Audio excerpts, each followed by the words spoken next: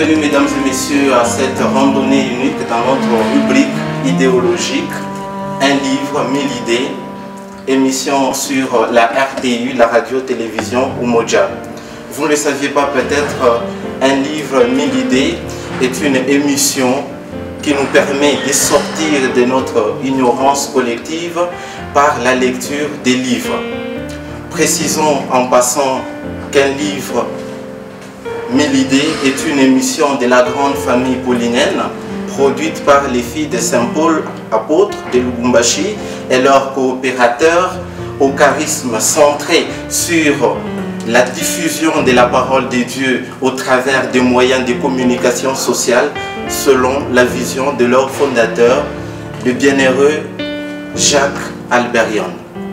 Ainsi, pour le besoin de la cause, aujourd'hui nous avons l'insigne honneur de vous présenter un livre entièrement nouveau, d'une portée hautement théologique, à la fois eschatologique, lequel livre porte le titre de Yucat, paru aux éditions Mediapol en 2017.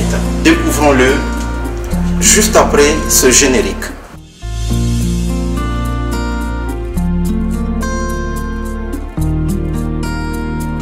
Aimables téléspectateurs, pour nous aider à le mieux comprendre, nous recevons pour vous sur ce plateau deux invités qui l'ont lu intégralement, sinon partiellement, que j'ai l'honneur de vous présenter. La révérende sœur Sylvie, fille de Saint-Paul, bonjour. Bonjour. Madame Yvonne, vous êtes coopératrice paulinienne, bonjour. Bonjour. Madame Yvonne, je commence par vous. Vous avez eu le temps de lire ces livres. D'abord, le titre lui-même, Yucat. Qu'est-ce que cela veut dire? Yucat est un mot qui est composé de deux termes. Oui. You et cat. You en anglais, qui signifie en français jeune, et cat comme catéchisme. Donc on pourrait dire que le Yucat, c'est le catéchisme de l'Église catholique dans le langage des jeunes. Puisque vous parlez du catéchisme, qu'est-ce que c'est le catéchisme? On entend dans des écoles la catéchèse. Le catéchisme, c'est quoi? Le catéchisme, c'est l'enseignement sur la doctrine de la foi chrétienne. Ma sœur, je reviens à vous. Nous sommes en train d'analyser ces documents publiés récemment. Dites-nous, qui en est l'auteur? Ce livre n'a pas été édité par un seul auteur. C'est sur demande du Saint Jean-Paul II d'éditer un livre qui répondrait aux questionnements des jeunes catholiques. C'est le pape Benoît XVI qui avait coordonné ce travail. Donc il a fait tout pour que ce travail puisse être publié, mais en concours avec tous les évêques du monde entier, appelés les pères synodaux. Si je comprends bien, le Yucat, le nouveau catéchisme réactualisé, a été édité donc sous l'initiative d'abord du pape Jean-Paul II, du Saint-Pape Jean-Paul II, oui, et avec la coordination de Benoît XVI, qui est le pape émérite, oui, ensemble avec les évêques du monde entier. Donc c'est un livre édité par les évêques du monde entier afin de permettre aux plus jeunes de comprendre le catéchisme catholique. Voilà. Toujours avec vous, ces documents comportent combien de parties? Quelles sont ces grandes lignes? Ces documents Yucat comportent 4 grandes lignes. La première, c'est que nous croyons. Donc dans la première partie, les auteurs ont souligné les raisons de croire. Nous les hommes, nous sommes ouverts à Dieu et Dieu vient à notre rencontre. La deuxième partie, la célébration des mystères chrétiens. Dieu agit en nous par des signes sacrés. Quant à la troisième partie, la vie dans le Christ. Dans cette partie, nous allons trouver notre vocation sur la terre et ce que nous voulons faire sur la terre et comment l'Esprit Saint vient à notre aide pour nous aider à faire ce que nous voulons faire. Donc l'Esprit Saint vient à notre aide. Quatrième partie, la prière chrétienne. Dans cette dernière partie, nous trouvons la prière dans la vie chrétienne. Comment Dieu s'est fait proche de nous et comment nous les hommes, nous cherchons Dieu. Merci ma soeur pour vos réponses. Donc nous notons que ce livre ne comporte que 4 principales parties. Madame Yvonne, selon vous, à votre connaissance, quelles ont été les grandes motivations qui ont poussé les pères synodaux, les évêques du monde entier, à pouvoir réécrire un livre sur un catéchisme déjà existant depuis des temps immémoriaux, depuis des siècles? Les motivations qui ont poussé les pères synodaux à rééditer à notre catéchisme catholique pour les jeunes, c'est que lors des différentes journées mondiales de la jeunesse qui se sont déroulées à Rome en Italie, à Toronto au Canada, à Cologne en Allemagne et même à Sydney en Australie, les évêques se sont rendus compte que les jeunes, ils avaient ce souci, ce souhait d'approfondir leur foi. Dans le souhait d'approfondir leur foi, ils voudraient bien aimer le Seigneur, le connaître, apprendre à marcher avec lui. C'est ainsi que les évêques se sont dit, à travers le souhait des jeunes, pourquoi ne pas créer, rééditer un catéchisme pour les jeunes. Révérende sœur, vous nous avez parlé de 4 principales parties que comporte le présent document sur les catéchismes, livre édité avec le concours de tous les évêques du monde entier, sous la supervision bien sûr du pape émérite Benoît XVI. Nous allons essayer d'entrer dans les détails. D'abord la première partie où il est question de ce que nous croyons, ce en quoi nous croyons, ce en qui nous croyons. Il s'agit donc de la foi. Dites-nous, la première question qui vous est posée veut savoir pour quelles raisons sommes-nous sur terre? Puisque beaucoup de personnes ne savent pas pourquoi elles sont sur la terre. Et Dieu les a créées pour quelles raisons?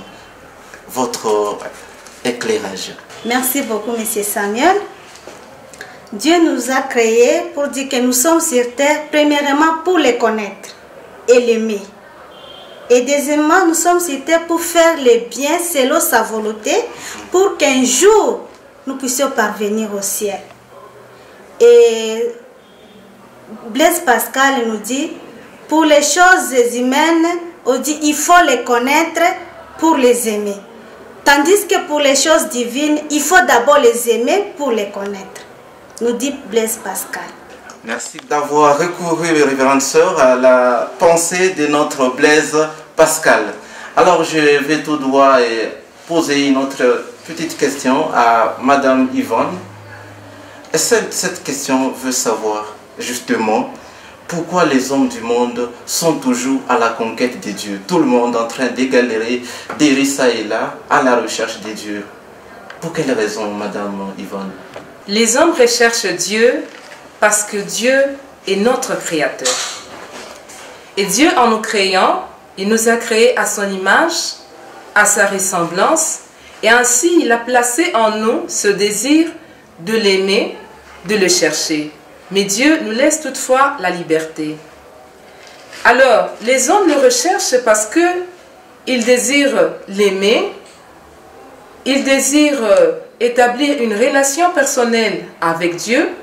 C'est comme ça qu'à travers la relation personnelle, les hommes peuvent adresser différentes prières et supplications. Merci Madame Yvonne de la réponse. Dans la même perspective, dites-nous, pouvons-nous découvrir Dieu seulement avec la foi sans raison? Ou bien la foi et la raison, les deux marchent de pair? Oui, la foi et la raison, elles marchent de pair. À travers la raison, l'homme, il est limité. Il peut se poser des questions sur Dieu, mais il peut être limité de par son intelligence. L'intelligence humaine est limitée. C'est alors en ce moment-là maintenant qu'intervient la foi, qu'intervient la théologie pour comprendre les mystères de Dieu, tout ce que Dieu nous enseigne. Avant de finir, aimables téléspectateurs, ma soeur, nous avons la dernière question. Beaucoup de téléspectateurs veulent aussi savoir pourquoi Dieu nous a créés. Merci beaucoup, M. Samuel. Dieu nous a créés par un amour libre et désintéressé. C'est-à-dire, l'amour de Dieu a tellement débordé, c'est pourquoi il a partagé avec nous. L'amour, c'est de trouver sa joie dans les biens. Les biens est la seule raison de l'amour. Aimer, c'est vouloir faire du bien à quelqu'un. C'est ce que le Seigneur nous invite, de nous aimer, de faire le bien à nos prochains. Et oui, aimables téléspectateurs, vous l'aurez compris, nous sommes pratiquement à la fin de notre émission, mais bien avant de nous séparer, je vous recommande de pouvoir vous procurer ces documents qui traitent de tout l'enseignement catholique sur la doctrine de la foi en Dieu, notamment en y apportant des réponses adéquates à toutes les interrogations relatives à la mariologie. Pourquoi l'Église catholique vénère-t-elle la personne de Marie, la prière du chapelet, les cultes de saints, la question relative également à la Sainte Trinité, à la double nature de Jésus, vrai Dieu et vrai homme. La question aussi relative aux parchemins et aux statuettes rencontrées dans les cathédrales et paroisses. Bref, tous les rituels de la messe au sein de l'Église catholique se trouvent bien explicités. Donc vous pourrez vous le procurer puisqu'il est disponible. Merci aux deux invités d'avoir partagé avec nous tout au long de cette émission. Surtout que c'est vous qui l'avez lu en première position. Merci d'être passée, révérende sœur, Madame Yvonne. Merci. Le plaisir nous sera grand de nous rencontrer dans notre prochaine émission pour pouvoir approfondir, puisqu'aujourd'hui, ça n'a été qu'une petite présentation de ces livres entièrement inconnus du grand public, surtout du grand nombre de lecteurs. Merci, chers aimables téléspectateurs, de vous savoir pas moins nombreux qui nous suiviez lors de notre émission. Merci au superviseur de cette émission, Monseigneur Adolphe Solocci. Merci à M. Gaël pour la réalisation. Merci donc à toute l'équipe technique. À la présentation, c'était Samuel Chibouete. Nous vous disons merci encore une fois pour votre attention soutenue. Ciao, à la prochaine.